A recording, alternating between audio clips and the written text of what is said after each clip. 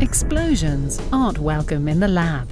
How to avoid these and other accidents are the focus of a special show on occupational safety at Analytica. Experimental lectures make clear how important protective measures in the lab are. Even the smallest amounts of reactive substances often have a surprising impact and can cause uncontrollable chain reactions in the worst case. Experts share their vital knowledge in demonstrations and lectures. It's important to complete a lab risk assessment and not to get carried away with hazardous substances in particular, but to take other areas into consideration too.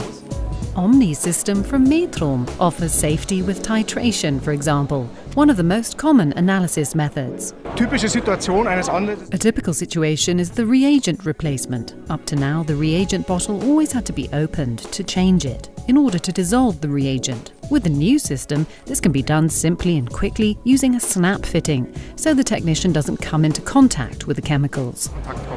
Contact is explicitly desired with a Daisy dispenser from Eagle Labs. A disinfection device is built into the door handle with the aim of reducing the risk of infection in hospitals, for example.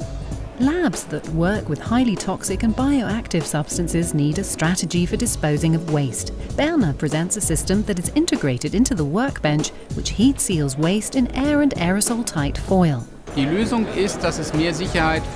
offers customers that work with toxic and highly reactive substances a higher degree of safety, as the technician no longer needs to leave the workbench and walk across the lab in order to dispose of the waste.